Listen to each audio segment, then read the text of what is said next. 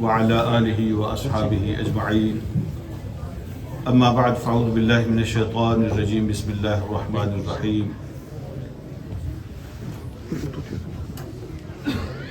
اصبر على ما يقولون واذكر عبدنا داود ذا الأيد إنه أواب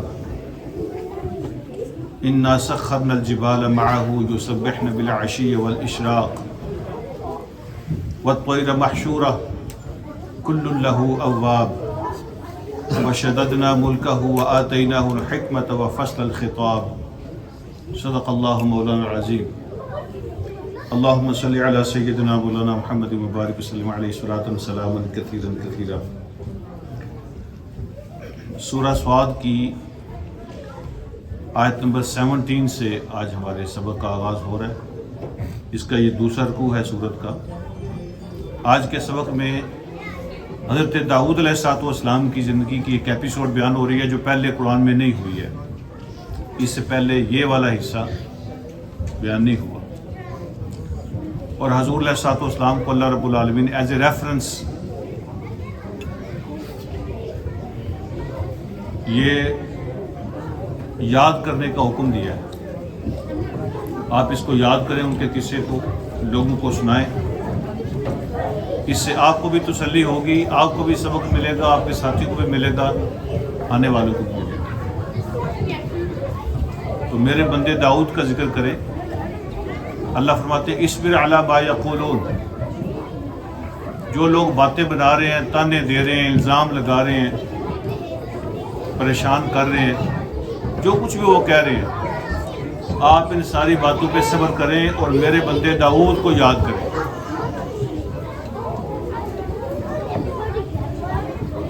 تو جو واقعات ہوتے ہیں، سٹوریز ہوتی ہیں، ان سے دل کو تسلی ہوتی ہے، حوصلہ ملتا ہے، پڑھنے سے سننے سے قوت ملتی ہے۔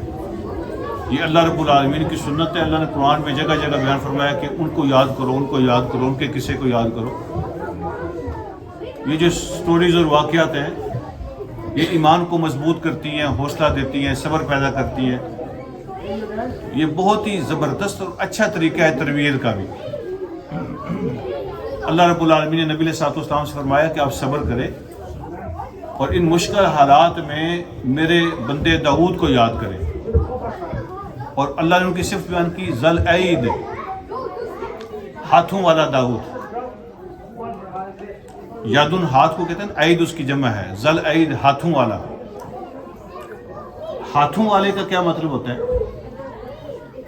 یہ آج کا جو رکوع ہے نا، بائی دا وے میں آپ سے عرض کروں، آج کے رکوع میں، مختصر سے رکوع میں کچھ 14-15 ٹاپکس ہیں۔ اگر بندہ قرآن سے سیکھنا چاہے نا جی، ایک ایک لفظ، ایک ایک لائن، ایک ایک آیت، اس میں پورا ٹاپک ہے۔ آج کے سبق میں کوئی 14-15 ٹاپکس ہیں جس پہ بات ہو سکتی ہے۔ تو سب سے پہلے فرمایا ذل عید، ہاتھوں والا داؤد۔ یہ جو ہاتھ کا لفظ ہے ہر زبان میں یہ قوت اور طاقت کے لیے استعمال ہوتا ہے، عربی میں بھی، انگلش میں بھی، اردو میں بھی، پنجابی میں بھی، باقی لینگویجز میں بھی ہاتھ کا لفظ قوت کے لیے استعمال ہوتا ہے۔ تو اس کے ہاتھ بڑے لمبے ہیں، ٹھیک ہے۔ اگر میرے ہاتھوں میں آ جائے تو میں اس کو سبق سکھا دوں، مطلب قابو میں، اس کا مطلب قوت اور طاقت ہوتا ہے۔ تو داؤد علیہ السلام کے اللہ نے فرمایا ذل عید، ہاتھوں والا، یعنی قوت ایک نہیں ان کی، ہاتھ ایک نہیں ہے، کئی ہاتھ ہیں اس کے، جمع کا لفظ استعمال کیا۔ تو یہ سب سے پہلا ٹاپک ہے جو یہاں سے سبق میں ملتا ہے۔ تو داؤد علیہ السلام کو اللہ رب العالمین نے کون کون سے ہاتھ عطا کیے ہوئے تھے، کون کون سی طاقتیں دی ہوئی تھی؟ یعنی ایک تو ان کی جسمانی طاقت ہے، اللہ نے ان کو وہ قوت بھی دی تھی۔ آپ نے سٹوری پڑھی ہوگی، داؤد علیہ السلام ایک ان نون نوجوان تھے اور حضرت طالوت کے لشکر میں ایک عام سپاہی تھے۔ ان کا مقابلہ تھا جالوت کے ساتھ، ہم پڑھ چکے ہیں سورہ بقرہ میں۔ جالوت اپنے زمانے میں ان بیٹیبل سمجھا جاتا تھا، واریر تھا، ان بیٹیبل۔ اور پہلے زمانے میں آپ کو پتہ ہے پہلے 1-to-1 مقابلے ہوتے تھے، پھر فوجیں لڑتی تھیں۔ تو جب وہ میدان میں آتا تھا نا تو اس کے مقابلے کا بندہ کوئی نہیں ہوتا تھا. تو حضرت داؤد علیہ السلام نے، اس نوجوان نے طالوت کی اجازت سے میدان میں اترے اور ایسے جھٹکے میں جالوت کو قتل کیا، اس کو فارغ کیا. تو پھر یہ مشہور ہو گئے، لوگوں کی آنکھوں کا تارا بن گئے، نظروں میں آ گئے. تو اللہ نے جسمانی قوت بھی دی ہوئی تھی، تو جسمانی قوت بھی اللہ نے عطا کی ہے. اس سے ان کی سیاسی قوت اور فوجی طاقت بھی مراد ہے یہاں پہ. ایک وقت وہ آیا کہ سلطنت کے مالک تھے اور دائیں بائیں پورا امپائر جو تھا وہ ان کے اندر تھا. یعنی ان کی جو سلطنت اور حکومت ہے ایک مثال ہے ہسٹری کے اندر. اللہ نے وہ طاقت بھی دی ہوئی تھی. اور پھر آگے اللہ نے اور بھی ان کی باتیں جو بیان کی ہیں، اس کے ساتھ ساتھ ان کے اندر علم کی طاقت بھی تھی. حکمت اللہ رب العالمین نے بیان کیا یہاں پہ کہ ہم نے ان کو حکمت بھی دی ہوئی تھی. علم، جب ہم کہتے ہیں نا قوت، تو قوت صرف جسم کی نہیں ہوتی. طاقت صرف جسمانی فزیکل طاقت کا نام نہیں ہے، یعنی پولیٹیکل بھی طاقت ہوتی ہے اور اس کے ساتھ ساتھ نالج بھی ایک طاقت ہوتی ہے. نالج بھی طاقت ہوتی ہے. اور پھر اللہ نے ان کی ایک اور طاقت کا ذکر کیا، وہ آگے وہ بھی آ رہی ہے، اور وہ ہے تقوی اور عبادت کی طاقت. اللہ فرماتے ہیں جب وہ میرا ذکر کرتے تھے تو پہاڑ بھی ساتھ ذکر کرتے تھے، پرندے بھی ساتھ ذکر کرتے تھے، ماحول پورا ساتھ ذکر کرتا تھا. اللہ رب العالمین نے ان کو عبادت کی طاقت بھی دی ہوئی. عبادت بھی ایک قوت ہے، اللہ کا ذکر بھی ایک قوت ہے. اور کبھی کبھی ایسا ہوتا ہے کہ جسم کی قوت کے ساتھ، دنیا کی دولت کے ساتھ، سیاسی قوت کے ساتھ آپ وہ چیزیں حاصل نہیں کر سکتے جو عبادت کی طاقت کے ساتھ حاصل کر لیتے. دنیا کے ایسے کام ہیں جو آپ جسم کی طاقت کے ساتھ، پیسے کی طاقت کے ساتھ، حکومت کی طاقت کے ساتھ حاصل نہیں کر سکتے، لیکن دعا کی اور عبادت کی طاقت کے ساتھ حاصل کر سکتے ہیں. تو علم بھی طاقت ہے اور عبادت بھی طاقت ہے. اور پھر اللہ رب العالمین کو اخلاق کی طاقت بھی عطا کی ہوئی تھی. آگے ان کا وہی تو ذکر آ رہا ہے آج کہ ایک اپنے وقت کے ایک سپر کنگ ہونے کے باوجود ان کے اندر ہمبلنس تھی. عاجزی بھی ایک طاقت ہے، عاجزی بھی طاقت ہے. اللہ نے کو وہ بھی طاقت دی ہوئی تھی. تو ذل عید کا مطلب یہ ہے طاقتوں والا. یہ ساری طاقتیں ہم نے ان کو عطا کی ہوئی تھی. تو ہمارے زمانے میں اگر کوئی کسی کی قوت طاقت کا ذکر کرے گا تو دو ہی طاقتیں ذہن میں آتی ہیں، یا تو فزیکل طاقت ذہن میں آتی ہے، یا پیسے کی طاقت ذہن میں آتی ہے، یا زیادہ سیاسی طاقت ذہن میں آتی ہے. اخلاق بھی طاقت ہے، علم بھی طاقت ہے، عبادت بھی طاقت ہے، عاجزی بھی طاقت ہے. یہ ساری طاقتیں اللہ نے کو عطا کی ہوئی تھی. اللہ فرماتے ہیں انہ اواب، یہ ان کی عاجزی کا ذکر ہے، لیکن وہ ہر کام میں اللہ کی طرف رجوع کرنے والے، ہر کام میں اللہ کی طرف پلٹنے والے، رجوع کرنے والے، تابعدار، ہمبل. تو ہمبلنس بھی ایک طاقت ہے. انا سخرنا الجبال معه، ہم نے پہاڑوں کو ان کے ساتھ لگا دیا تھا. یسبحن بالعشی والاشراق، وہ صبح و شام ان کے ساتھ تسبیح کیا کرتے تھے. والطیر محشورا، اور جب وہ ذکر کرتے تھے تو محشورہ کا لفظ حشر سے ہے. حشر کا کیا معنی ہوتا ہے؟ اکٹھا ہونا، جمع ہونا. کیا ہم کبھی حشر کہتے ہیں؟ اللہ سب کو جمع کریں گے. والطیر محشورا، اور ہم نے پرندے ان کے ساتھ لگا دیے تھے، وہاں اکٹھے ہو جاتے تھے.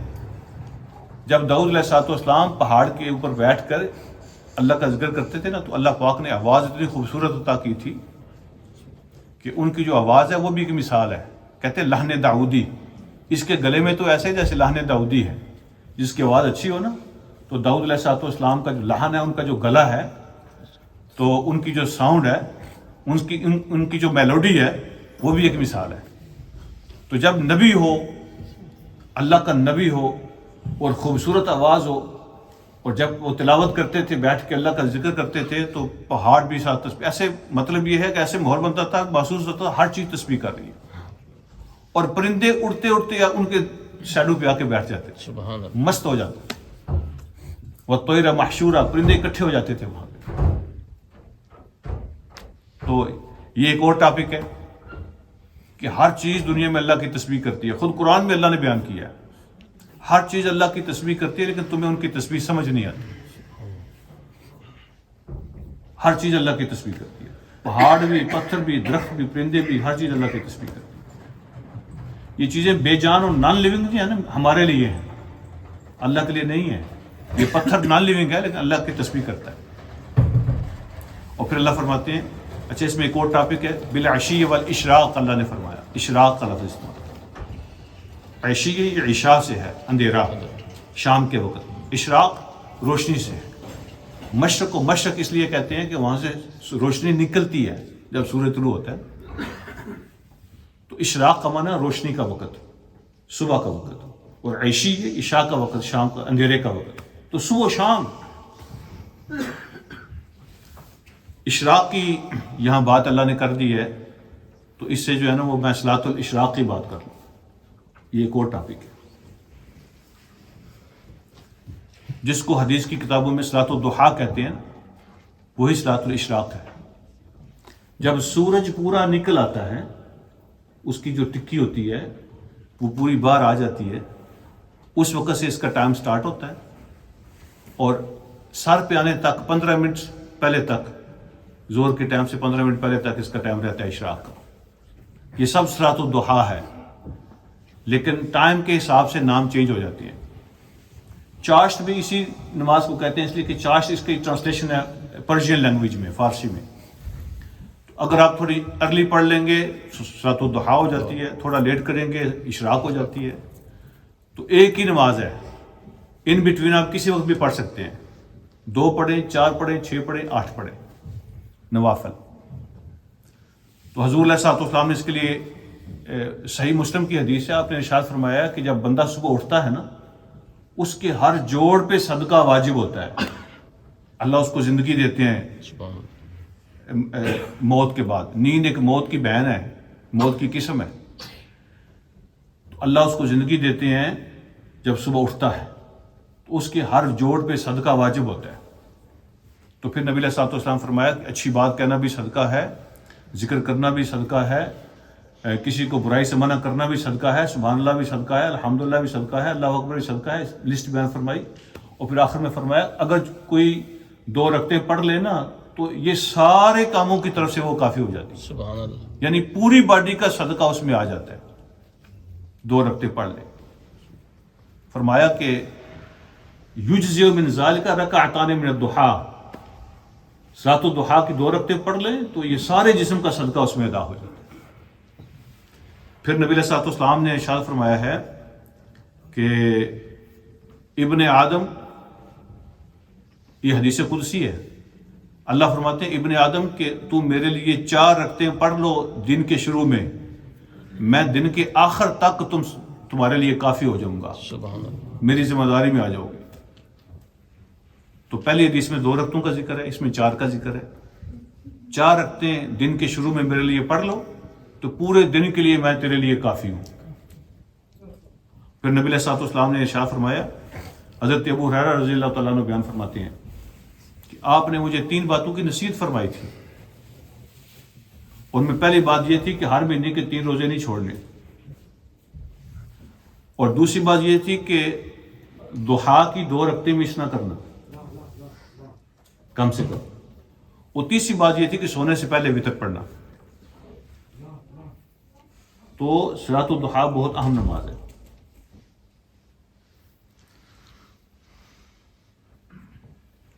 میرے ہمارے ایک دوست ہیں ماشاء اللہ اچھا لکھتے ہیں. پچھلے دن انہوں نے اس پہ ایک بات لکھی ہے، بہت اچھی بات ہے. وہ فرماتے ہیں کہ اگر آپ صرف 2 رکعتیں اس طریقے سے پڑھ لیں، نوافل کے اندر رکعتوں کی تعداد میٹر نہیں کرتی، اس کی کوالٹی میٹر کرتی ہے. وہ کہتے ہیں صرف 2 رکعتیں اس طرح پڑھ لیں کہ جب آپ رکوع کریں نا تو کچھ نہ بولیں تھوڑی دیر کے لیے، اور جب آپ سجدہ کریں تو کچھ نہ بولیں تھوڑی دیر کے لیے. رکوع کرنا فرض ہے اور سجدہ کرنا فرض ہے، تسبیحات سنت ہیں. تو وہ کہتے ہیں کہ پہلے فرض کے فرائض پورے کر لو، فرض کے فرائض پہلے پورے کر لو. اور فرض کے فرائض کیا ہیں؟ جب سر سجدے میں رکھو تو پوری طرح اللہ کا کانسیپٹ ڈاؤن لوڈ کر لو ہم سجدہ کر رہے ہوتے ہیں لیکن وہ اللہ کا کانسیپٹ پوری طرح ذہن میں نہیں آیا ہوتا. سر رکھا اور جلدی جلدی تسبیحات پڑھی اور پھر اوپر اٹھے پھر دوسرا کیا. ایسے نہیں. کہتے ہیں تھوڑی دیر کے لیے سر سجدے میں رکھ کے نا خاموش ہو جاؤ, کچھ نہ پڑھو, اپنا دھیان پورا اللہ کی طرف لے کے جاؤ. جب اللہ پوری طرح ڈاؤن لوڈ ہو جائے نا دماغ کے اندر, تو پھر تسبیح پڑھو. اور جب تسبیح پڑھو نا تو سبحان ربی پڑھ کے اعلیٰ پہ زور لگاؤ. لفظ اعلیٰ جو ہے نا اس کو ذرا پوری توجہ پورے زور کے ساتھ پڑھو.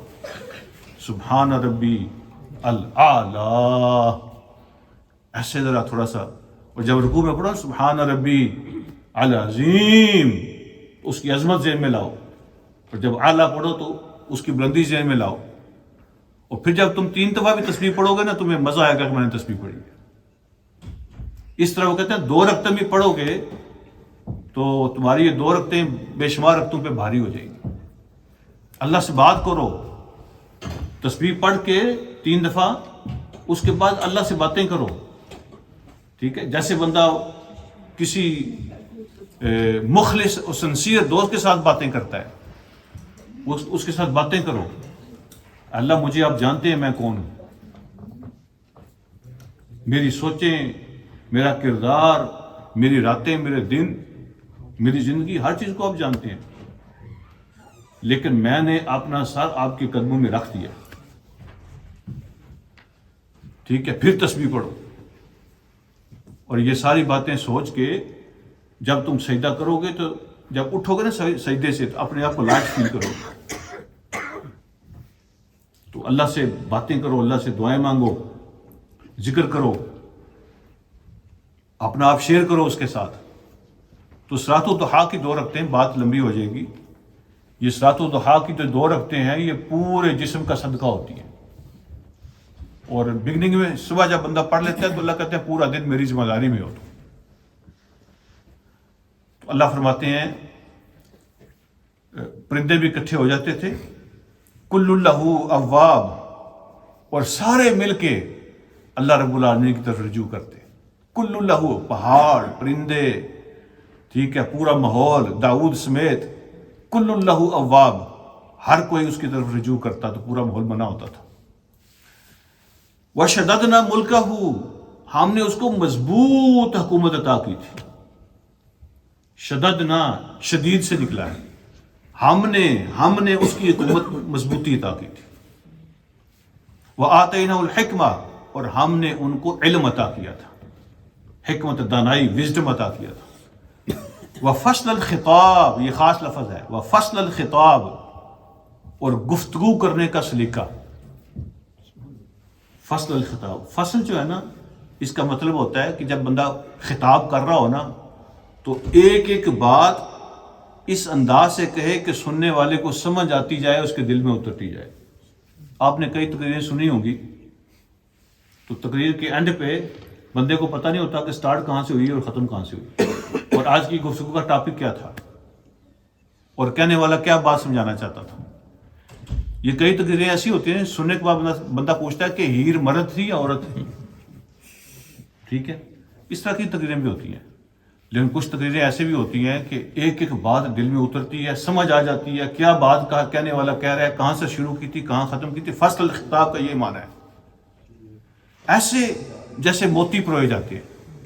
فصل کا معنی ہوتا ہے گیپ, اور خطاب کا معنی ہوتا ہے خطاب کرنا. ایسے باتوں کے اندر گیپ ہو, یہ بات یہاں ختم ہو گئی ہے, اب نئی بات یہاں سے شروع ہو رہی ہے, اب یہ بات نئی شروع ہو رہی ہے. تو ایسے گفتگو کرنے کا سلیقہ, ٹھیک ہے, ڈلیوری سکل اللہ نے ان کو عطا فرمائی تھی, دل میں اتارنے کا طریقہ اللہ نے ان کو عطا کیا تھا. تو یہ ایک الگ ٹاپک ہے, گفتگو کیسی ہونی چاہیے. داؤد علیہ السلام کو اللہ نے یہ بھی عطا فرمایا تھا. اس کے بعد اللہ رب العالمین فرماتے ہیں وَهَلْ أَتَاكَ نَبَأُ الْخَصْمِ, کہ آپ تک پہنچی ہے وہ جھگڑے والوں کی خبر. خصم کا معنی ہوتا ہے جھگڑا. جھگڑے والوں کی خبر تمہیں پہنچی ہے. ہو سکتا ہے ہم بھی اپنی زبان میں جب یہ خاوند کو خصم کہتے ہیں تو اس لیے کہتے ہیں اس کے ساتھ لڑائی کرنی ہوتی ہے, یا وہ خود لڑائی کرتا ہے. خصم کا معنی جھگڑا ہوتا ہے ویسے. ٹھیک ہے, وہ کسی نے کہا تھا میں نے شادی نہیں کرنی. میں سنتا رہتا ہوں سٹوریاں دائیں بائیں کی. وہ لڑکی نے کہا تھا میں نے شادی نہیں کرنی. میں ادھر بھی میں نے سنا میری فلاں کزن کے ساتھ بھی ایسا ہوا, فلاں محلے دار کے ساتھ, فلاں کلاس فیلو کے ساتھ ایسے ہوا, میں نے شادی نہیں کرنی. تو اس کی دوستوں نے اس کو سمجھایا کہ پاگل ہو گئی ہو, لڑنے کے لیے بھی کوئی بندہ چاہیے, روب ڈالنے کے, جب کبھی تم غصے میں ہو تو غصہ نکالنے کے لیے کوئی بندہ چاہیے کہ نہیں چاہیے. تو خصم کا معنی جھگڑا ہوتا ہے. تو اللہ فرماتے ہیں تمہیں وہ خبر پہنچی ہے جھگڑے والے گروپ کی؟ کیا ہوا تھا؟ اس تصور المحراب, جب وہ دیوار پھلانگ کے داؤد علیہ السلام کے کمرے میں آ گئے تھے. تصور المحراب, محراب ہوتے ہیں عبادت کا جو کمرہ کسی نے رکھا ہو نا اپنے لیے, اس کو محراب کہتے ہیں. نبی علیہ السلام کے زمانے میں یہ مسجد کی محراب نہیں ہوتے تھے, ایسے فلیٹ دیوار ہوتی تھی, یہ بعد میں شروع ہوئے. ٹھیک ہے. اور محراب اس کو الگ سے بنایا تو اس میں کھڑے ہو کے اذان جب پڑھی جاتی ہے تو اس کی آواز ساؤنڈ جو ہے نا وہ ذرا تھوڑی اونچی ہو جاتی ہے. امام اس کے سامنے کھڑا ہوتا ہے یا اذان جس کے سامنے پڑھی جاتی ہے تو آواز میں گونج پیدا ہوتی ہے, آواز زیادہ ہو جاتی ہے. ٹھیک ہے. تو محراب مسجد کا حصہ ہی ہوتا ہے. لوگ سمجھتے ہیں محراب مسجد کا حصہ نہیں ہوتا, محراب مسجد کا حصہ ہی ہوتا ہے. تو محراب اس کمرے کو کہتے ہیں جہاں پہ عبادت کی جاتی ہے. اس تصور المحراب, وہ دیوار پھلانگ کے اندر آ گئے تھے. تو یہ ایک اور ٹاپک ہے. وہ لوگ جو مجبور ہوتے ہیں, پریشان ہوتے ہیں, اگر دروازے کھلے نہ ہوں یا ان کو دروازے سے آنے کا موقع نہ ملے, وہ کبھی ان یوزول طریقے سے بھی آپ کے پاس پہنچ جائیں تو داؤد علیہ السلام ان کو ناراض نہیں ہوئے, کیونکہ وہ مجبور ہے, کیونکہ وہ پریشان ہے. دروازے بند تھے تو دیوار سے چڑھ کے کیوں آئے تھے, اس کی کئی وجوہات بیان کی ہے مفسرین نے. ایک یہ تھا کہ داؤد علیہ السلام ٹائم رکھا ہوتا تھا کہ یہ میرا پبلک کا ٹائم ہے, میں اس ٹائم پہ فیصلے کرتا ہوں, لوگوں سے ملتا ہوں, اور یہ میرا عبادت کا ٹائم ہے. جب وہ لوگوں کے فیصلے سن لیتے تھے پھر وہ عبادت کے اندر چلے جاتے تھے, دروازے بند ہو جاتے تھے. ٹھیک ہے. تو جب وہ پہنچے تو ٹائم ختم ہو چکا تھا, آپ اندر چلے گئے تھے, لیکن ان کی مجبوری تھی تو انہوں نے ملنا تھا تو وہ دیوار پھلانگ کے اندر چلے گئے. اور کچھ نے لکھا کہ جو سیکورٹی گارڈ تھے نا, انہوں نے کہا کہ اب ٹائم نہیں ہے, آپ اندر نہیں جا سکتے. دروازے پہ وہ کھڑے ہوتے تھے, تو انہوں نے پھر پیچھے سے دیوار پھلانگ کے جمپ اندر کیا اور ان کے کمرے میں گھس کے جا کے جہاں پہ وہ عبادت کر رہے تھے. یہ ایک الگ ٹاپک ہے. اس دخلوا علی داود, جب وہ داؤد علیہ السلام کے پاس پہنچے, ففزع منہم, تو داؤد علیہ السلام گھبرا گئے. قالوا لا تخف, انہوں نے کہا ڈریے نہیں. یہ ایک الگ ٹاپک ہے کہ جو خوف اور ڈر ہوتا ہے یہ بزدلی کا نام نہیں ہوتا, ایک نیچرل سی چیز ہے.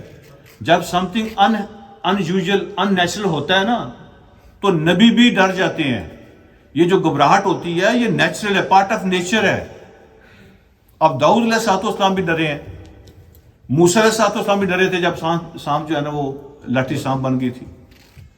تو کچھ چیزیں یہ دشمن کا ڈر نہیں ہے, یہ نیچرل ہوتا ہے جو کہ وہ گھبرائے ہیں کہ اس وقت میرے کمرے میں کوئی نہیں آتا اور باہر گارڈ بھی کھڑے ہوئے ہیں, تو اچانک کوئی بندہ آ گیا دروازہ کھول کے اندر دیوار سے, یہ کون ہو سکتا ہے؟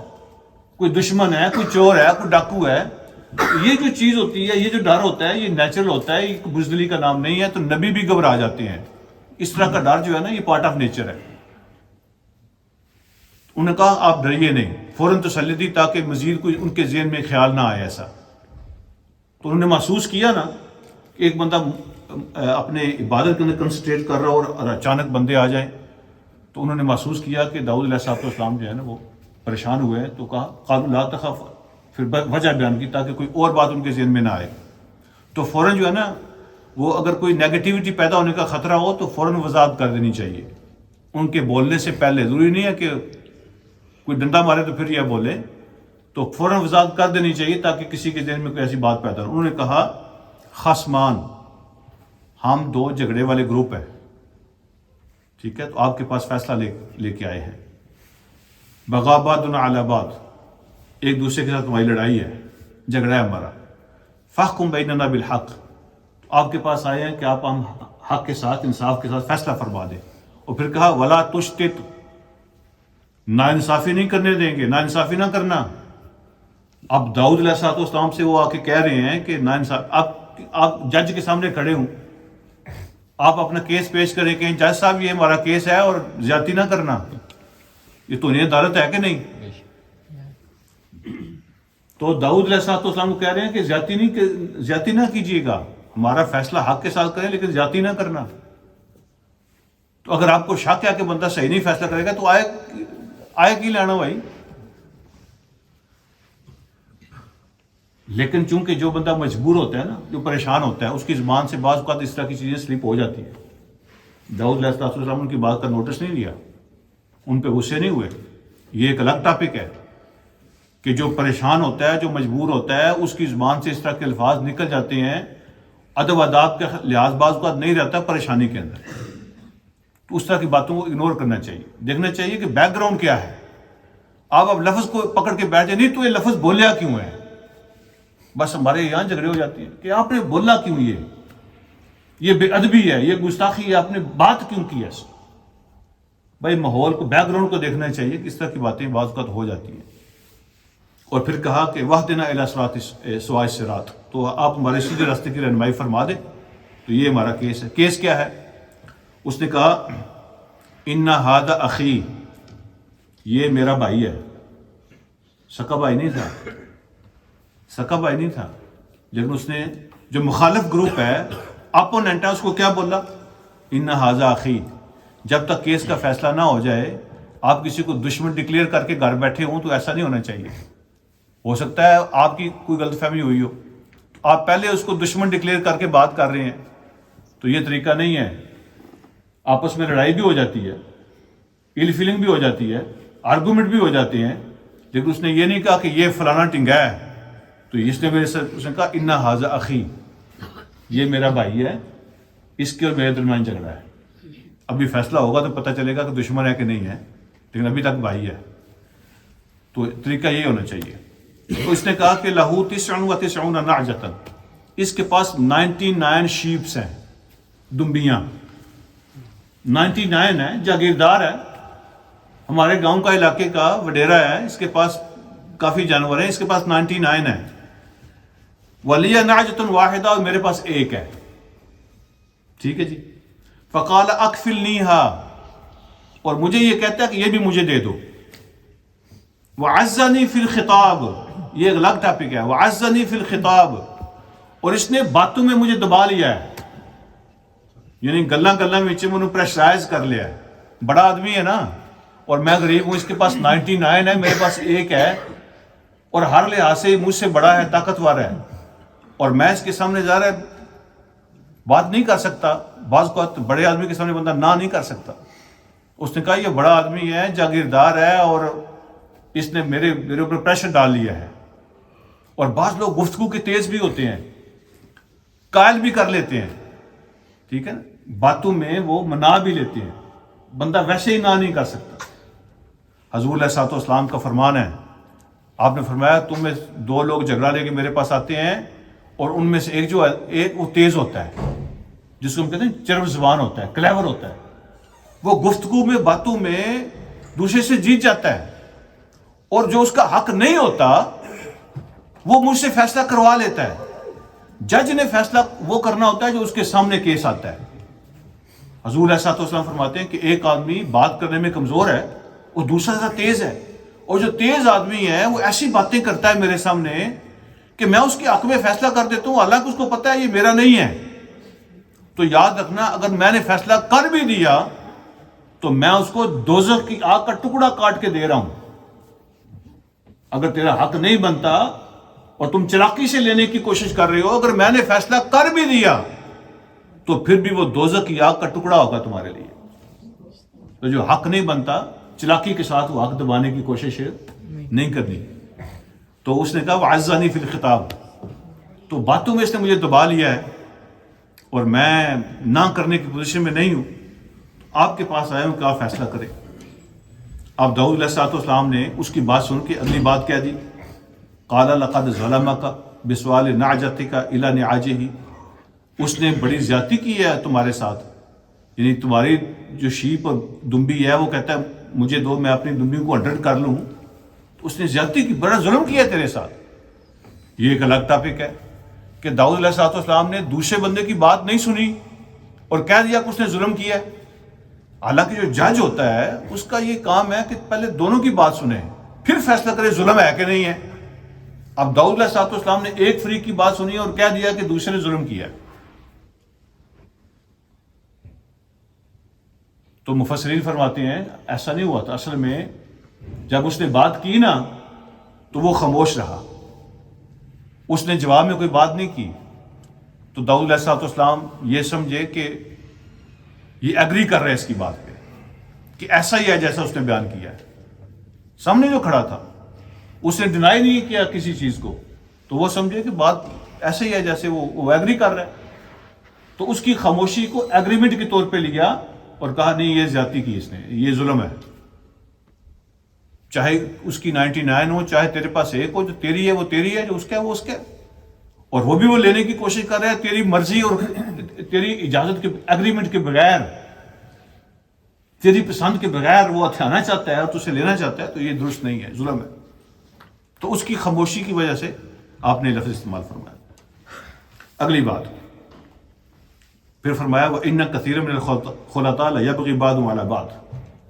جو لوگ مل کے رہتے ہیں نا، یہ جو بزنس پارٹنرز ہوتے ہیں، یعنی اکٹھے کام کاج کرتے ہیں، اکٹھے رہتے ہیں، تو اس میں اکثر لوگ ایسا ہی کرتے ہیں کہ وہ ایک دوسرے پہ زیادتی کر جاتے ہیں، ایک دوسرے پہ زیادتی کر جاتے ہیں. پھر ساتھ کہا إِلَّا الَّذِينَ آمَنُوا وَعَمِلُوا الصَّالِحَاتِ. ہاں وہ جو ایمان والے ہیں اور نیک کام کرتے ہیں وہ یہ زیادتی نہیں کرتے. ان کا ایمان ان کو ظلم کرنے اور زیادتی کرنے سے روکتا ہے. اور اگر آپ، یہ الگ ٹاپک ہے، اگر آپ کا ایمان اس میں اتنی جان نہیں ہے کہ وہ کسی پہ ظلم کرنے اور کسی کا حق کھانے سے آپ کو روکے، تو آپ کیسے سمجھتے ہیں کہ آپ کا ایمان آپ کو جنت میں لے جائے گا؟ جو ایمان آپ کے نفس کو کنٹرول نہیں کر سکتا، تو آپ کیا سمجھتے ہیں کہ اتنا طاقتور ہے کہ آپ کو اٹھا کے جنت میں لے جائے گا؟ تو جو ایمان والے ہیں، یہ ان کا ایمان ہے جو ان کو روکتا ہے. ورنہ نیچر کے اندر ان کے اندر بھی لالچ ہوتی ہے، لالچ ان کے اندر بھی ہوتی ہے، لیکن ان کا ایمان ان کو روکتا ہے کہ یہ میرا حق نہیں ہے. تو فرمایا جو لوگ اکٹھے رہتے ہیں نا، اکٹھے کام کرتے ہیں، اکٹھے بزنس کرتے ہیں، تو اکثر لوگ ایسا ہی کرتے ہیں کہ ایک دوسرے پہ زیادتی کرتے ہیں، سوائے ان لوگوں کے جو ایمان والے ہوں اور نیک عمل کرنے والے ہوں. اچھا جی، وَقَلِيلٌ مَّا هُمْ. پھر فرمایا ایسے لوگ تھوڑے ہوتے ہیں، ایسے تھوڑے ہوتے ہیں جو حق کے ساتھ فیصلہ کرتے ہیں، زیادتی نہیں کرتے. جب یہ بات کر لی وَظَنَّ دَاوُودُ أَنَّمَا فَتَنَّاهُ فَاسْتَغْفَرَ رَبَّهُ. داؤد کو سمجھ آ گئی کہ ہم نے اس کو آزمائش میں ڈالا ہے، ہم نے اس کی آزمائش کی ہے. یہ فیصلہ جب سنایا نا، بات کی، تو فوراً ذہن میں بات آئی کہ ہم نے داؤد کو آزمائش میں ڈالا ہے. فاستغفر، انہوں نے فوراً استغفار کیا. ٹھیک ہے. وخر راکعا واناب، تو اللہ کے سامنے سجدے میں گر کے اور رجوع کیا اللہ کی طرف، استغفار کیا. ان کو سمجھ آ گئی کہ اللہ نے میری آزمائش کی ہے. اب یہاں پہ میں جو یہاں 2-3 ٹاپک بیان ہوئے ہیں اس پہ بعد میں آتا ہوں. یہاں پہ ہمارے مفسرین نے اکثر نے 99% نے، ایک کہانی ہے جو یہودیوں کی کتابوں سے آئی ہے، تو انہوں نے آگے اس کو بیان کر دیا. اور کسی نے تھوڑی بہت جہاں پہ پھر وہ برداشت نہ ہوا تو تھوڑی بہت تبدیلی کر کے، تو اس میں تھوڑی سی موڈیفیکیشن کر کے، تو سٹوری وہی رکھی ہے، تھوڑی بہت موڈیفیکیشن کر لی ہے. سٹوری کیا ہے؟ تو کہتے ہیں جب داؤد علیہ السلام فیصلہ کر رہے تھے تو ان کو سمجھ آ گئی کہ اللہ مجھے آزما رہے ہیں، اس لیے ان دونوں کو میرے پاس بھیجا ہے. اور کیا آزمائش تھی؟ آزمائش یہ تھی، کہتے ہیں داؤد علیہ السلام کی 99 بیویاں تھیں. تو یہ 99 شیپ کی بات آئی ہے نا، تو انہوں نے کہا کہ اللہ نے ان کو سمجھانے کے لیے کیس بھیجا تھا کہ ان کی تھی 99 بیویاں، اور ایک اور عورت ان کو اچھی لگی تھی، اس پہ عاشق ہو گئے تھے، کسی اور کی بیوی تھی. ٹھیک ہے. اور کچھ نے تو کہا کہ اس عورت کے ساتھ ان کے ناجائز تعلقات تھے، اور وہ ان کے ناجائز تعلقات کی وجہ سے نعوذ باللہ حاملہ ہو گئی تھی. اب وہ رستہ کو تلاش کر رہے تھے کہ اس کو کس طرح چھپاؤں، ٹھیک ہے. اور پھر یہودیوں نے تو یہ لکھا کہ ان کے یہاں بچہ بھی پیدا ہو گیا تھا اور وہی بچہ سلیمان تھا، نعوذ باللہ. ٹھیک ہے. انہوں نے کسی نبی کو معاف نہیں کیا، اپنے نبیوں کو بھی معاف نہیں کیا. یہ ان کے اپنے نبی ہیں، ان کو بھی معاف نہیں کیا. اچھا، ہمارے مفسرین نے کہا کہ نہیں نہیں نہیں، یہ پارٹ تو زیادتی ہے. اب دوسرا پارٹ کر لیا، تھوڑی سی چینج کر لی اسٹوری.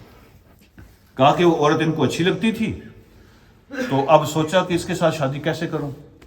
تو اس کے خاوند کو بلایا اور اس کو انٹینشنلی جہاد پہ بھیج دیا. کہ جہاد پہ کہا کہ یہ اس کی ڈیوٹی ہوگی کہ یہ فرنٹ لائن پہ رہے گا، کہ جہاد میں مارا جائے گا تو فارغ ہو جائے گی اس کی بیوی، میں اس کے ساتھ شادی کر لوں گا. ٹھیک ہے. تو کچھ نے کہا یار یہ بھی تھوڑا سا زیادتی لگتی ہے، ایک نبی کی شان کے خلاف لگتا ہے. ایسے کرتے ہیں، یہ کہتے ہیں کہ نہیں، باقی کوئی مسئلہ نہیں تھا، جان بوجھ کے نہیں بھیجا تھا، لیکن پسند کرتے تھے اس کو، اس عورت کو. ذہن میں تھی یہ بات کہ اگر اس کے خاوند کو کچھ ہو جائے، چھوڑ دے یا فوت ہو جائے تو میں اس سے شادی کر لوں گا. یعنی اسٹوری وہی رکھی ہے. جہاں جہاں سے کوئی لگا نا کہ نہیں اس کو تھوڑی سی موڈیفائی کر لیتے ہیں، تو تھوڑا سا موڈیفائی کر لیا. یہ سب یہودیوں کی کتابوں سے لے کر آگے تھوڑا بہت چینج کر کے ٹھوک دیا. حالانکہ قرآن نے یہ بیان ہی نہیں کیا کہ وہ کیا تھا، مسئلہ کیا تھا، اللہ نے کس بات کی آزمائش کی تھی. یہ تو اللہ اور داؤد کے درمیان ہے. نہ اللہ نے بتایا، نہ داؤد علیہ السلام نے بتایا، نہ نبی علیہ السلام نے بتایا، تو تمہیں کس نے بتایا بھائی؟ اور یہ کہاں لکھا ہوا ہے کہ داؤد علیہ السلام کی 99 بیویاں تھیں؟ یہ کس نے بتایا؟ یہ بھی سب جھوٹ ہے، سب کہانیاں ہیں. سمپل بات یہ سب بکواس ہیں، اس کی کوئی اتھینٹسٹی نہیں ہے. یعنی نبی کی توہین ہے یہ. ایک شریف آدمی جو ہے نا، ایک شریف آدمی، عام شریف آدمی بھی یہ نہیں سوچتا، نہیں کر سکتا. آپ ایک وقت کے جلیل القدر نبی کے بارے میں کہہ رہے ہیں. سمپل سی بات یہ ہے کہ اللہ رب العالمین نے نبی جو ہوتے ہیں نا، وہ چھوٹی چھوٹی باتیں ان کے لیے بڑی سینسٹیو ہوتی ہیں. ٹھیک ہے. اب انہوں نے یہ سوچا کہ اللہ نے میری آزمائش کی ہے، استغفار کیا اور سجدے میں گر گئے. اللہ نے توبہ قبول کی اور معاف کر دیا. تو دروازہ بند کیا تھا اور ان کو دیوار پھلانگ کے آنا پڑا. ٹھیک ہے. میں ان کے لیے اویلیبل کیوں نہیں تھا؟ وہ میرے پاس پہنچتے، میں ان کی بات سنتا، ان کو دروازہ پھلانگ کے کیوں آنا پڑا؟ نبی کی شان پہ تو یہ بات بھی ان کی طبیعت کے خلاف ہے کہ ایک مجبور آدمی جو ہے نا، ایک گروہ جنہوں نے فیصلہ کروانا تھا، مجھے ملنا تھا، ان کو دیوار پھلانگ کے آنا پڑا. میرے سسٹم نے ان کو روکا یا میرے ٹائم نے ان کو روکا. تو یہ بھی ان کے لیے بڑا سینسٹیو تھا. اور پھر یہ کہ میں ان کی پوری بات سنتا، دوسرے بندے کو بولنے کا موقع دیتا، تھوڑی سی ان کے آپس میں آرگومنٹ ہوتی، مجھے بات سمجھ آتی، میں نے جلدی فیصلہ کرتی ہے. یہ بھی ان کی طبیعت پہ کچھ بھی ان میں سے کوئی بات ہو سکتی ہے. نیچرلی جو سٹوری بیان ہوئی ہے، اس کے اندر کوئی بات دیکھو نا جو تمہیں نظر آتی ہے. تو جو بھی دل میں بات محسوس ہوئی کہ اللہ نے میری آزمائش کی ہے اس فیصلے کے ذریعے سے، تو استغفار کیا اور اللہ کے سامنے سجدے میں گر گئے اور کہا اللہ مجھے معاف کر دو. تو ان لوگوں کے لیے میں دروازے بند نہیں کروں گا، یا آئندہ میں ایسا نہیں کروں گا. تو اللہ رب العالمین کہتے ہیں میں نے ان کو معاف کر دیا. یعنی بادشاہ ہو اتنی چھوٹی چھوٹی باتوں کو نوٹ کرے. تو اس لیے نبی علیہ السلام سے اللہ نے فرمایا میرے بندے داؤد کا ذکر کرو. ساری قوتیں اور طاقتیں ہونے کے باوجود اتنا عاجز تھا وہ. تو باقی سب کہانیاں سب بکواس ہے. اچھا، یہاں پہ وَخَرَّ رَاكِعًا، اللہ کے سامنے سجدے میں گر گئے. یہ سجدے والی آیت ہے، بعد میں سجدہ کر لینا. یہاں پہ امام شافعی رحمۃ اللہ علیہ فرماتے ہیں یہاں سجدہ واجب نہیں ہے. یہ تو داؤد علیہ السلام نے اللہ کا شکریہ ادا کرنے کے لیے، یہ سجدہ توبہ کے لیے ہے. اور حضور علیہ السلام نے صحیح حدیث میں آتا ہے کہ ایک دفعہ نہیں، دو دفعہ نہیں، تین دفعہ، زیادہ دفعہ آپ نے جب انہیں آیات کی تلاوت فرمائی تو ممبر سے اتر کے آپ نے سجدہ کیا اور سارے صحابہ نے ساتھ سجدہ کیا. تو امام شافعی کہتے ہیں یہ سجدہ واجب نہیں ہے، یہ شکر کا اور توبہ کا سجدہ ہے. لیکن امام حنیفہ کہتے ہیں کہ نہیں، واجب ہے. حضور علیہ السلام نے ہر دفعہ اتر کے سجدہ کیا ہے، صحابہ نے بھی ساتھ کیا، یہاں سجدہ واجب ہے. ٹھیک ہے. بہتر یہی ہے کہ سجدہ کیا جائے. ٹھیک، وجوب والی باتیں جو ہے نا، واجب ہونے والی باتیں زیادہ وزنی ہیں، تو سجدہ یہاں بنتا ہے، پہلی بات. دوسرا مسئلہ یہاں یہ ہے کہ اللہ رب العالمین بات کر رہے ہیں سجدے میں گرنے کی، اور لفظ استعمال کر رہے ہیں رکوع کا، خر راکعا. تو مطلب تو یہ ہے کہ سجدے میں گرے اور لفظ استعمال کیا رکوع کا. تو کیا جو سجدہ تلاوت ہوتا ہے رکوع کرنے سے بھی ہو جاتا ہے؟ تو مسئلہ یہی ہے، اگر آپ نے تلاوت کنٹینیو رکھنی ہو تو پھر وہاں سجدہ کر کے پھر اٹھ کے پھر آپ نے پڑھنی ہے. لیکن کہیں کوئی سجدے والی آیت ہو اور آپ نے وہاں ختم کرنا ہو، آپ رکوع کر لیں تو وہ بھی سجدہ ہی ہوتا ہے. رکوع جو ہوتا ہے نا، یہ سجدے کی قسم ہے. اگر آپ رکوع میں چلے جائیں تو آپ کا سجدہ وہاں بھی ادا ہو گیا. حضرت عبداللہ بن عمر رضی اللہ تعالیٰ عنہ اونٹنی پر بیٹھے ہوتے تھے، اور جہاں سجدہ تلاوت آتا تھا وہیں ایسے سر کو جھکا کے سجدہ تلاوت کر لیتے تھے. تو جب بندہ جھک گیا، چاہے رکوع میں جھکے یا سجدے میں جھکے، تو جھکنا ہے اللہ کے سامنے. تو رکوع بھی سجدے کی قسم ہے. تو جب آپ سجدے والی آیت پہ اینڈ کر دیں نماز کے اندر خاص طور پہ، تو پھر آپ کو سجدے میں جانے کی ضرورت نہیں، رکوع بھی کافی ہوگا. اگر آپ نے آگے کنٹینیو کرنا ہے، جیسے تراویح میں امام کنٹینیو کرتے ہیں، تو پھر وہ سجدہ کر کے پھر اٹھ کے پھر آگے کنٹینیو کریں گے. اگلی بات، فَغَفَرْنَا لَهُ ذَلِكَ، ہم نے ان کو معاف کر دیا. حضرت داؤد علیہ السلام نے سجدہ کیا، ہم نے معاف کر دیا، انہوں نے معافی مانگی.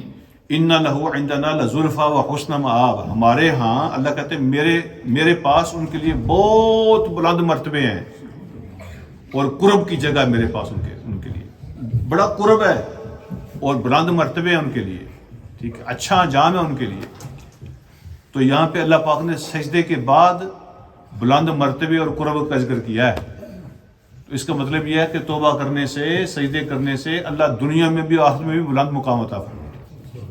یہ توبہ کا اجر ہے، اللہ کے سامنے جھکنے کا اجر ہے. جو اللہ کے سامنے توبہ کرتا ہے، جھکتا ہے، اللہ اس کو دنیا میں آخرت میں بلند مقام عطا فرمائے. اچھا جی،